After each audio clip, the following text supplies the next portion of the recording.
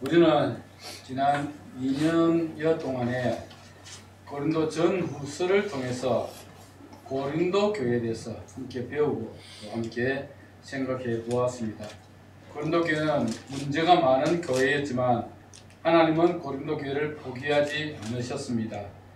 그 고린도 교회를 사랑하셨고 그 고린도 교회를 세우기 위해서 하나님은 계속 역사하셨습니다. 고린도 교회를 개척했던 바울도 역시 마찬가지지 않습니까? 바울이 개척해서 세운 이 고린도 교회를 바울은 너무나 사랑했습니다.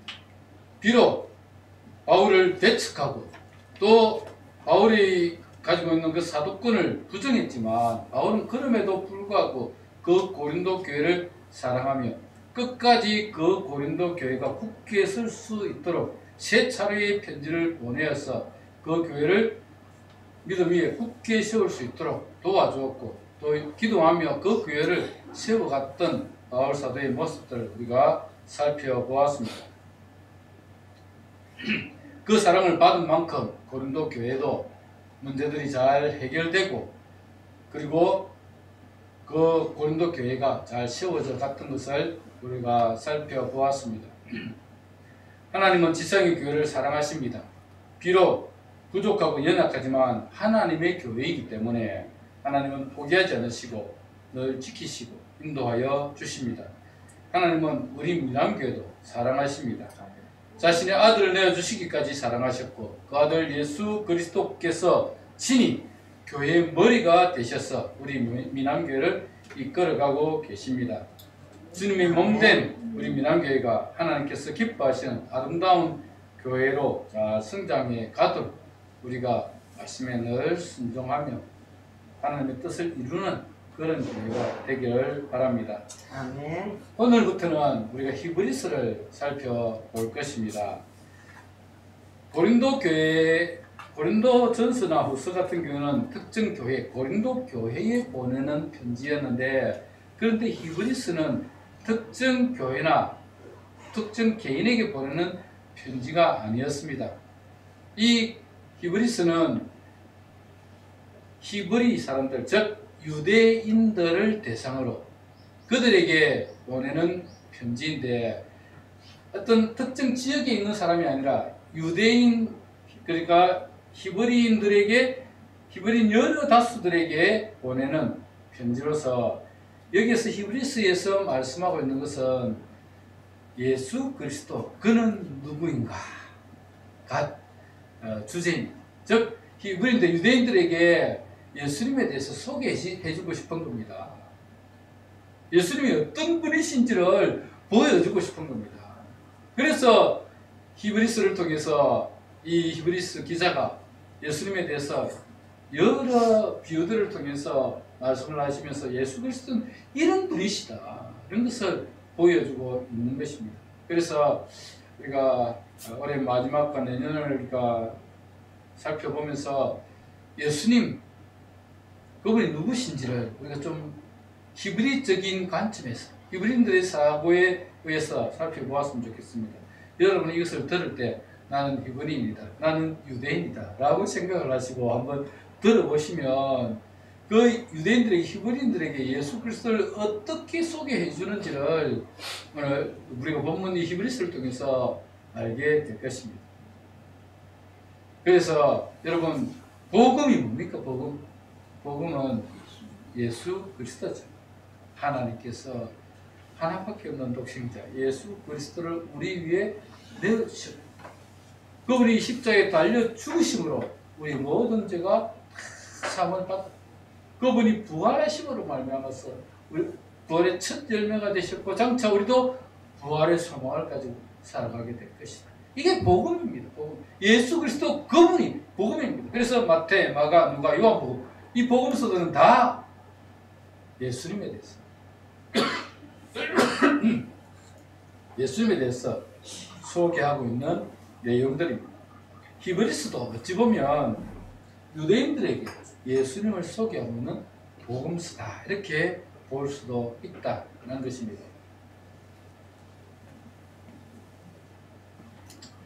그래서 히브리적 관점에서 우리가 예수 그리스도에 대해서 한번 살펴볼 것인데, 히브리적 사고이기 때문에 히브리인들이 생각하는 그 메시아 혹은 히브리인들이 생각하는 그 하나님의 아들을 우리가 히브리서 통해서 살펴볼 것인데, 우리가 다음 주부터 살펴보겠지만, 예수님은, 하나님의 아들로 오신 예수님은 천사보다도 더 위대하신 분이요, 월등하신 분이십니다.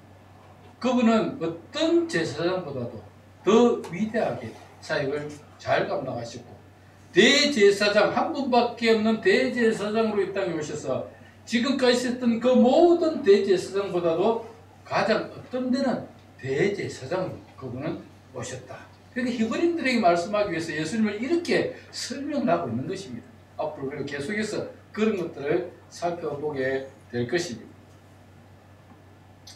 그리고 예수님은 이 땅에 대제사장으로 오셨을 뿐만 아니라 친히 제물이 되셨어. 우리 위해서 어린 양이 되셔서 십자가에 달려 돌아가심으로 우리 모든 죄를 다 사해 주셨을 뿐만 아니라, 그분은 장차 부활하시고 승천하셔서 하나님 보좌 우편에 앉아 계신 분이시다.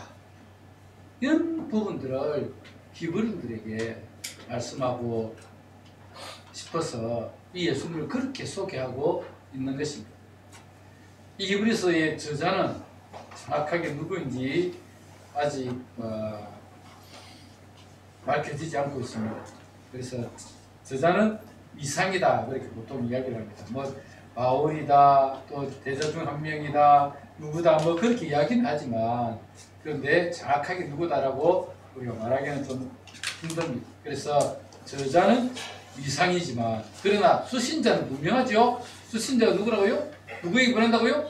히브리인, 즉 유대인들에게 보내는 편지입니다. 그리고 대상이 히브리인이기 때문에, 유대인이기 때문에 여러분은 지금 들을 때 나는 유대인이다 라고 생각하고 들으셔야, 그래야 이 말씀을 더욱 이해하는 데 도움이 될 것입니다. 오늘은 이 히브리서를 시작하면서 구약과 달리 새로운 시대에는 하나님의 아들이신 예수 그리스도를 통해서 말씀하시고 그분을 만유의 상속자로 세우셨음을 알려주고 있습니다. 그리고 그분은 하나님의 본체이시며 그분의 능력의 말씀으로 만물을 붙드시고 죄를 정결하게 하시고 우리를 지금은 지극히 높으신 하나님의 우편에 앉아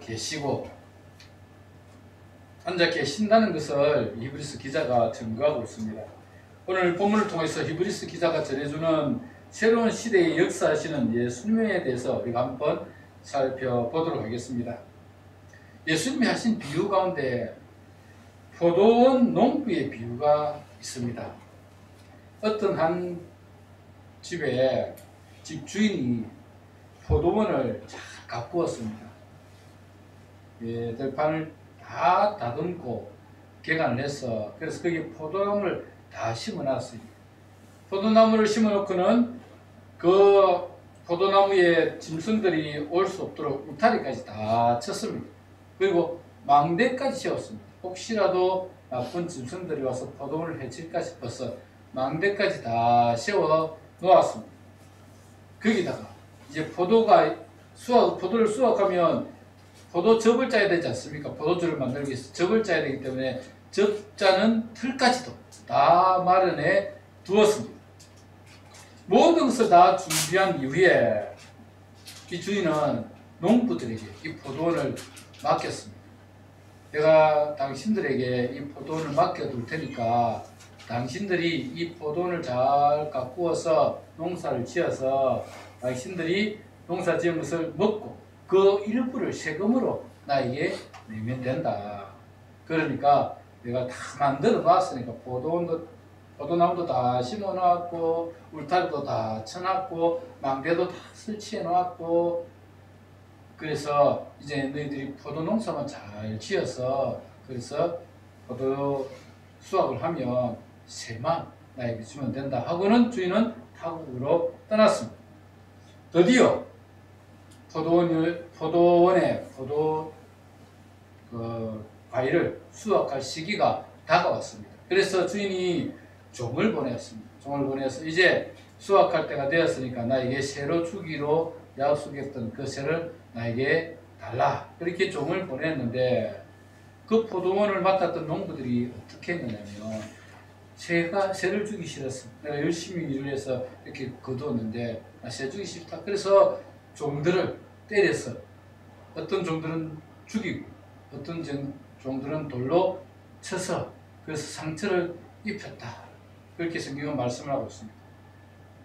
그래도 주인은 이 사람들에게 새를 받기 위해서 더 많은 종들을 보냈는데 그 종들도 똑같이 죽이고 때렸어. 그들을 상처를 입혔다라고 기록하고 있습니다. 주인이 굉장히 괘씸하겠죠. 포도원을 다 만들어 주었는데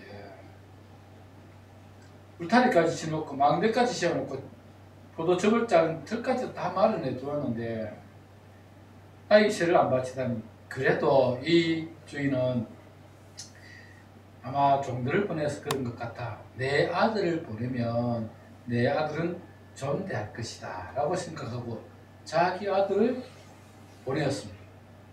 자기 아들이 그러니까 그 주인의 아들이 오는 것을 보고 농부들이 어떤 생각을 했느냐면 야, 저 아들만 없으면 이 포도원은 우리 것이 되지 않겠느냐.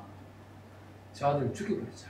그러면 이 포도원은 상속받을 자가 없으니까 이 포도원은 우리 것이 될 것이다 라고 생각하고 그 아들을 포도원 밖으로 끌어내어서 아들을 죽여버렸습니다. 주인이 이 농부들을 어떻게 하겠습니까? 군대들을 이끌고 와서 그 농부들을 다 진멸하고 그 새를 바칠 만한 다른 농부들에게 그 포도원을 맡기지 않겠습니까? 성경은 그렇게 되어 있습니다.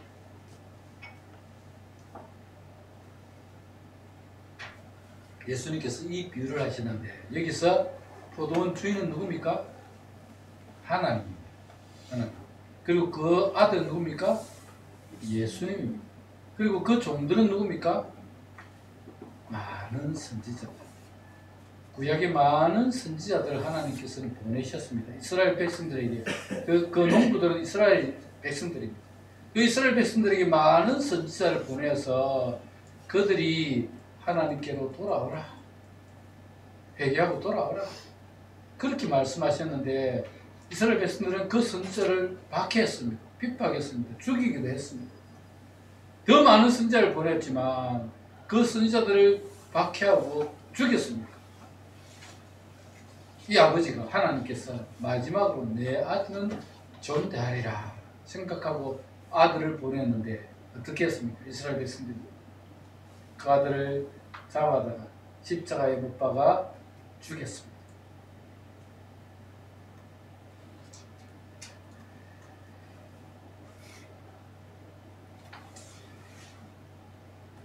하나님은 구약시대에 여러 선지자를 보내어서 그들에게 말씀하셨습니다. 하나님을 거역하지 말고 우상을 버리고 다시 하나님께 돌아오라고 여러 차례 경고하셨습니다. 우리가 계속 성경이 읽어지는 데를 통해서 배우는 내용이 바로 그 내용입니다.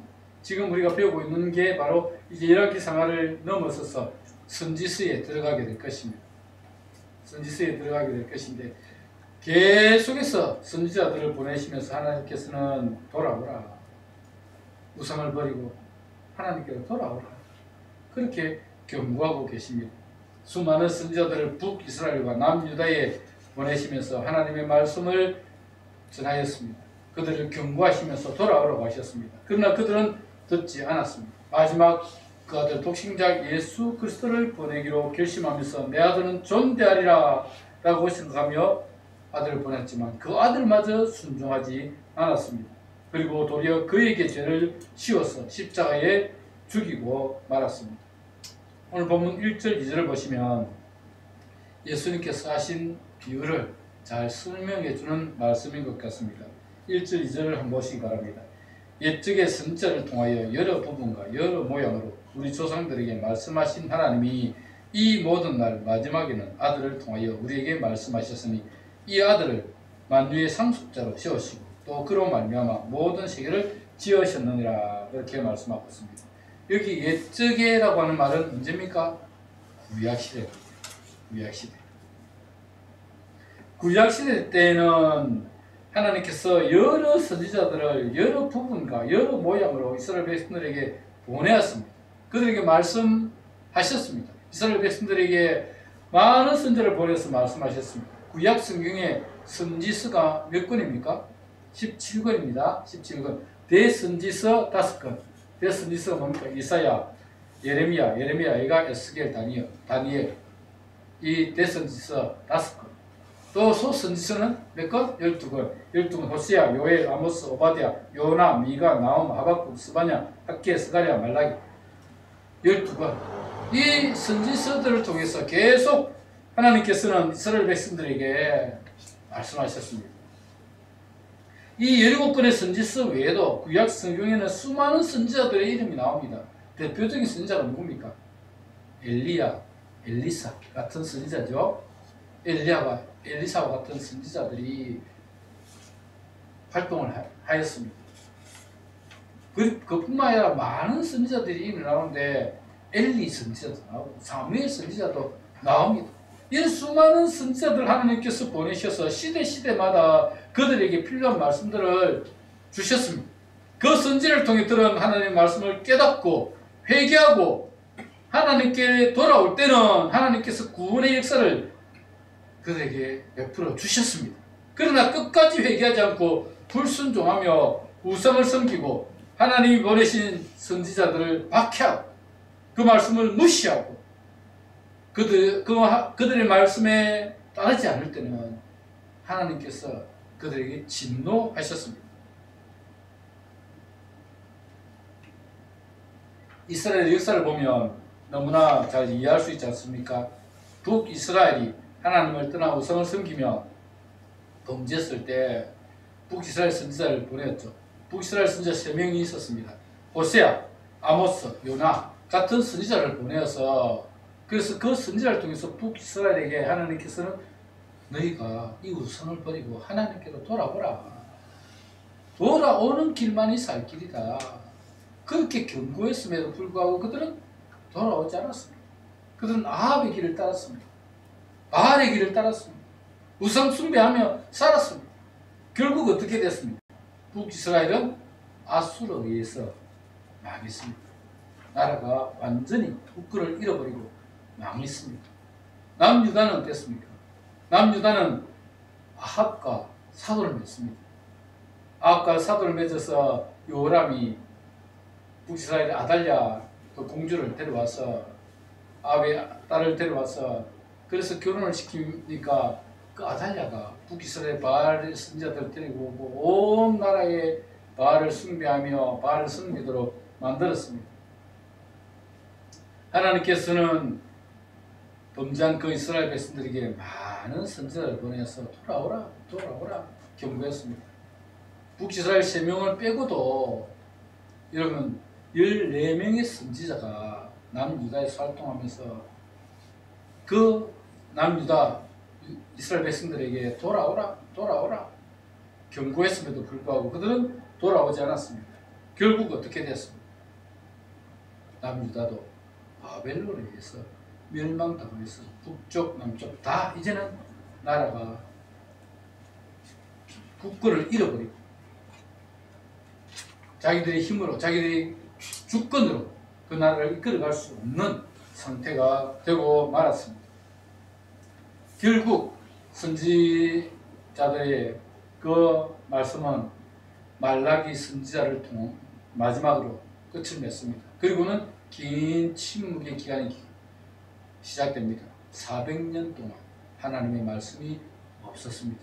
말라기부터 이제 예수님 오시기까지 약 400년의 기간 동안은 침묵의 기간입니다. 그리고 드디어 예수님께서 오셨습니다. 이제 구약시대는 끝이 나고 구약시대의 마지막에 새로운 시대가 시작되었음을 보여주는 것입니다. 오늘 성경에 보시면 이 모든 날 마지막에는 그렇게 되어 있죠. 2절에 이 모든 날 마지막에는 아들을 통하여 우리에게 말씀하셔서 선지자의 시대도 끝나고 이 모든 날 마지막에는 이제는 하나님께서 아들을 보내셨어. 아들을 통하여서 그 이스라엘 백성들에게 말씀하셨습니다. 마치 예수님께서 하신 말씀처럼 포도원 농부들에게 여러 차례 자신의 종을 보내어 말씀하셨으나 듣지 않으니 자기 아들은 존대하리라는 생각으로 아들을 보내신 것처럼 이 모든 날 마지막에는 자기 아들을 세상에 보내어 그들에게 말씀하셨습니다. 이 아들은 만유의 상속자이며 그분은 친히 세상을 창조하신 창조주이십니다. 하나님은 이 세상을 얼마나 사랑하시는지 끝까지 포기하지 않으셨습니다. 선지자를 통해서 여러 부분과 여러 모양으로 말씀하셨지만 듣지 않은 하나님의 백성들을 포기하지 않으셨습니다. 내 아들은 존대하리라는 마음으로 그 아들을 보내셨습니다. 자기 아들을 보내기까지 그 백성을 사랑하셨습니다. 자기 백성을 끝까지 포기하지 않으시고 붙드시는 하나님의 마음을 깨달으시기 바랍니다. 아멘. 그러나 그 아들마저 받아들이지 않고 이스라엘 백성들은 이는 상속자니 죽이자. 그러면 이 포도는 우리의 것이 될 것이다. 그런 욕심이 가득하여 결국 예수님을 죽이고 말았습니다. 모든 것을 다 준비하시고 아낌없이 베풀어 주셨고 마지막에는 아들까지도 내어주신 하나님의 그 사랑을 우리는 이 본문에서 발견해야 합니다. 이스라엘 백성들은 하나님의 유일하신 아들, 하나님의 나라를 상속받으신 예수님, 그분을 죽였지만 하나님은 그 예수님을 다시 살리셨습니다. 아멘. 그 예수님은 원래 인간이 아니셨죠. 우리가 복음서를 통해서 너무나 잘 알고 계시지 않습니까? 예수님께서 이 땅에 오실 때 보통 생육법으로 태어나지 않았습니다. 남자와 여자가 결혼을 해서 아들을 낳은 게 아닙니다. 동정녀 마리아에게 성령이 그 마리아의 몸에 잉태하게 하셨어. 그래서 예수님께서는 육신을 입고, 그분은 본래 인간처럼 육신을 가지신 분이 아닙니다. 하나님의 본체이셨습니다. 그런데 그분이 동정녀 마리아의 몸을 통해서 육신을 입고 이 땅에 오셨습니다. 그리고 이 땅의 모든 죄인들을 대신하여 십자가에 달려 돌아가셨습니다. 우리 죄 때문에 예수님이 돌아가신 겁니다. 이게 복음이지 않습니까? 지금 히브리서가 히브리서 저자가 히브리인들, 즉 유대인들에게 말씀하고 싶은 게 바로 그런 것입니다. 예수님은 하나님의 본체이셨습니다. 하나님 그분 자신이었습니다. 하는 것을 말씀하고 있는 것이죠. 3절에 한번 보십시오. 이는 하나님의 영광의 광채시요 그 본체의 형상이시라. 그의 능력의 말씀으로 만물을 붙드시며 죄를 정결하게 하는 일을 하시고 높은 곳에 계신 지극히 크신 이의 우편에 앉으셨느니라. 예수님은 하나님의 본체이셨습니다. 그분 자체이셨습니다. 그러나 육신을 입고 이 땅에 오셨습니다. 그리고 우리 죄를 위해서 돌아가셨지만 하나님은 그를 다시 살리셨고 그분 예수 그리스도 그분을 하나님의 보좌 우편에 앉히셨습니다. 지극히 그분을 높이셨습니다. 지금도 보좌 우편에서 우리를 지켜보고 있습니다. 여러분 이제 얼마 있지 않으면 성탄절이 다가옵니다. 우리가 성탄절을 기쁨으로 맞이하는 이유가 무엇입니까? 바로 우리를 구원하기 위해서 육신을 입고 예수님께서 이 땅에 오셨기 때문에 우리를 구원하기 위해서 예수님께서 육신을 입고 이 땅에 오셨기 때문에 우리는 그분의 오심을 기뻐하며 나를 위해서 나를 구원하기 위해서 오신 그 예수님을 기쁨으로 맞아 드리는 것입니다. 여러분 다음 주가 대림절입니다. 대강절이라고도 하고 대림절이라고도 합니다. 기다린다는 겁니다. 무엇을? 주님의 오심을. 초림으로 오심을. 즉 곧 성탄이 다가오기 때문에 초림으로 오시는 오심을 기다리는 절기이며 또 재림하여 오실 주님을 기다리는 대망하는 절기가 대림절입니다. 예수님은 초림으로 오셨습니다. 그런데 예수님께서 하늘로 가시면서 뭐라고 말씀하셨습니까? 내가 반드시 다시 올 것이다. 재림할 것이다. 아멘. 재림은 두 번째 온다는 것입니다. 재림할 것이다. 오셔서 하나님을 믿는 하나님의 백성들은 전부 믿지 않고 하나님의 불순종하며 살아가는 말씀에 불순종하며 살아가는 그들을 지옥 심판할 권세를 가지고 오시겠다. 그렇게 말씀하고 계시는 것입니다. 이제 곧 대림절이 다음 주가 되면 대림절이 시작됩니다. 대림절이 오면 우리가 성탄 트리 불을 밝히고 주님의 오심을 기다리는 겁니다. 오늘 본문 3절에서 그분 예수 그리스도가 어떤 분이심을 우리에게 보여주고 있죠. 그분은 하나님의 영광의 광채이시고 그 본체의 형상이시며 그의 능력의 말씀으로 만물을 붙드시고 죄를 정결하게 하시는 일을 하시고 높은 곳에 계신 지극히 크신 이 우편에 앉아 계신 분이 바로 우리 구주 예수 그리스도입니다.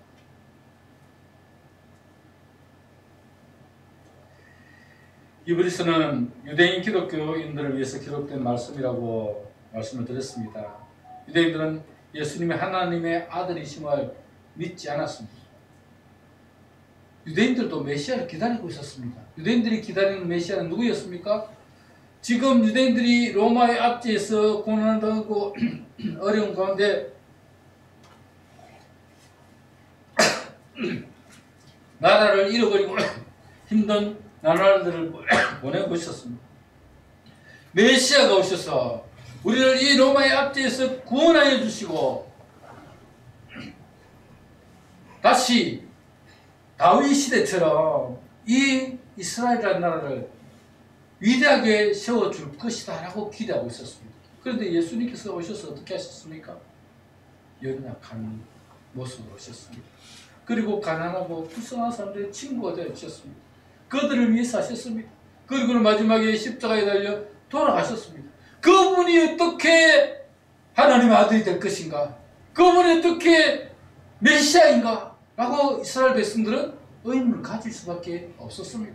그들이 생각하는 메시아는 누굽니까? 이 나라를, 이스라엘 나라를 다윗 시대처럼 다시 구원해줄 그런 강력한 메시아로 기대했는데 예수는 아무 힘없이 사람들이 끌려가서 십자가에 달려 돌아가신 겁니다. 그래서 유대인들은 예수님이 메시아일 것이라고 생각하지 않았습니다.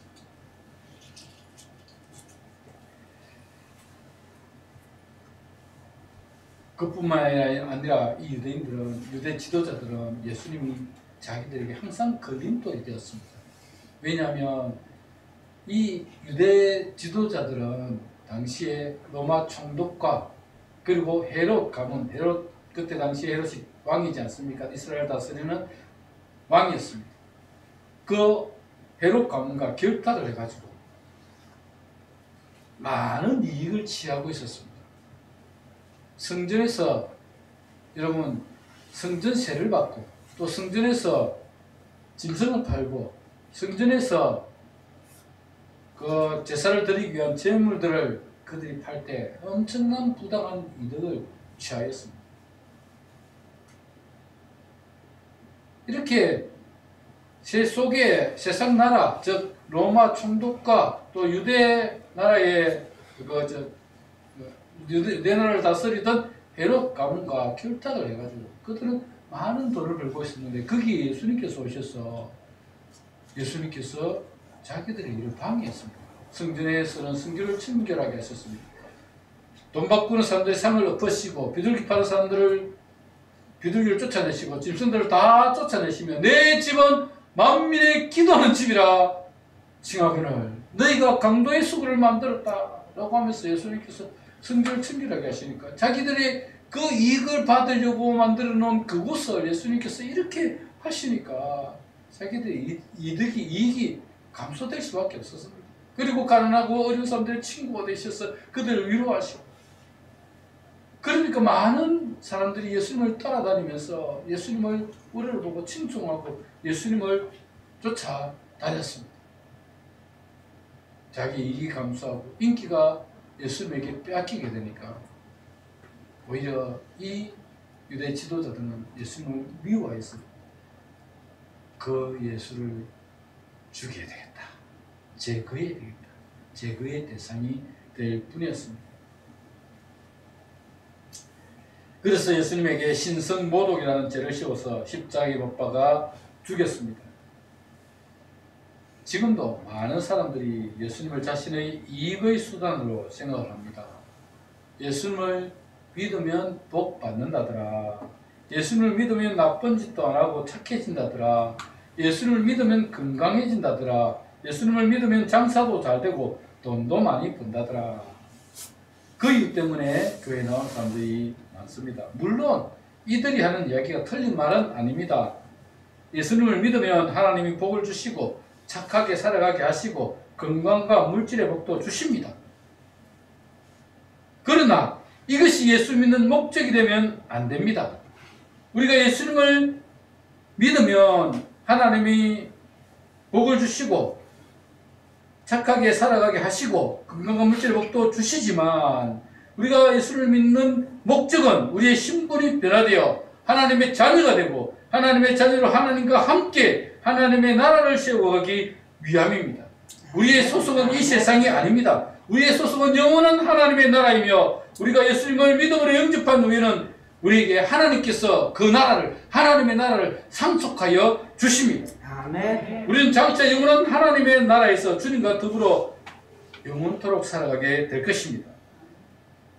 우리는 그 나라를 상속받는 우리의 신분이 변화된 이 세상에 속한 자가 아니라 하나님의 자녀로 하나님의 양자로 우리는 우리 신분이 변화되어서 그 하나님의 나라를 상속받습니다. 뿐만 아니라 이 세상에서도 우리가 하나님의 나라를 세워가기 위해서 노력해야 합니다. 아멘. 장차 우리의 자녀들이 이 세상을 살아가게 될 것입니다. 그런데 이 세상이 죄악으로 가득해 있으면 우리 자녀들이 이 세상 가운데 하나님의 나라를 맛볼 수가 없습니다. 그래서 하나님께서는 교회를 통해서 천국을 맛보게 하십니다. 교회는 천국의 모형입니다. 천국은 아니지만 천국과 같은 천국을 맛볼 수 있는 곳이 교회입니다. 지금 우리가 누려야 할 이 세상 가운데 천국을 만들어 가야 합니다. 이 세상이 죄악의 소굴이 되면 안 됩니다. 이 세상이 하나님의 말씀에 순종하고 서로 사랑하고 이해하고 존중하며 축복하는 그야말로 천국을 이루며 살아가야 되는 세상, 그 세상을 우리가 만들어 가야 됩니다. 하나님의 자녀된 우리가 이 세상 가운데 하나님의 나라를 세워가야 한다. 그 말씀입니다. 그래서 우리는 이 세상을 하나님이 설계하신 본래의 천국으로 세워가기 위해서 노력하고 있는 것입니다. 그러기 위해서는 우리가 예수님처럼 우리 자신을 십자가에 못 박아야 합니다. 내가 죽지 않으면 절대 천국을 세워갈 수가 없습니다. 나라의 더러운 성질 십자가에 못 박아야 합니다. 참 우리가 다 한 성질 하지 않습니까? 여러분 한 성질 없는 사람 누가 있습니까? 저도 한 성질 하는데 이 더러운 성질을 십자가에 못 박아요. 날마다 나를 죽여야 됩니다. 분노를 참을 수 있어야 됩니다. 우리 주님께서 뭐라고 말씀하셨습니까? 인내하라. 얼마나 인내해야 됩니까? 베드로가 물을 때 예수님께서 뭐라고 말씀하셨습니까? 7번씩 7번이라도 770번이라도 그를 용서해주고 인내해야 된다. 그렇게 말씀하셨습니다. 우리가 한승질 안 한 사람 없지만 예수님 때문에 참습니다. 천국을 세워야 되기 때문에 참습니다. 인내합니다. 그리고 그렇게 하다 보면 우리의 마음이 자연스럽게 넓어집니다. 여러분 한 번 참고 두 번 참다 보면 자연스럽게 넓어져요. 그래서 우리가 인내를 늘 배우게 되는 것입니다. 우리 욕심도 내려놓아야 합니다. 나 혼자 잘 먹고 잘 살려고 하면 절대 천국을 이룰 수 없습니다. 함께 더불어 잘 살 수 있도록 서로 도우며 서로 필요한 것을 나누어야 합니다. 초대 예루살렘 교회는 자기의 재물을 자기의 것으로 여기지 않고 자신의 재산을 팔아서 사도들의 발 앞에 두니까 사도들이 그것을 각 사람의 필요를 따라서 나누어 줬습니다. 먹지 못하고 또 읽지 못하고 가난하게 살아가는 그들에게 그 재물들을 나누어 줬습니다.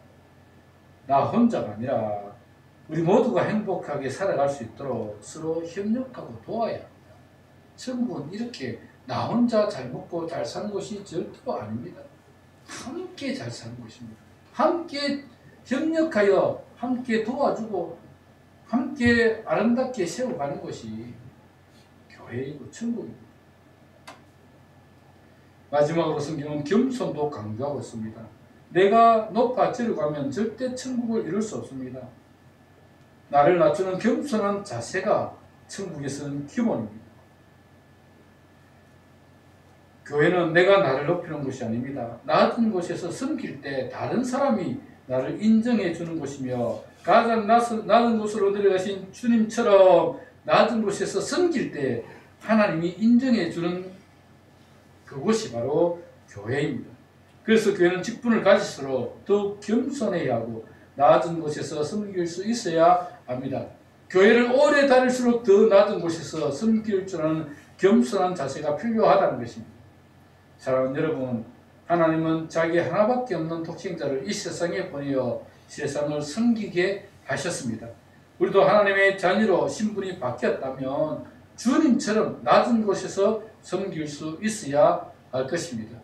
그렇게 서로 섬겨갈 때 천국은 세워질 수 있는 것입니다. 구약시대에는 여러 선지자를 통해서 여러 부분과 여러 모양으로 말씀하셨지만 새로운 시대에는 자기 아들을 보내주셔서 말씀하셨습니다.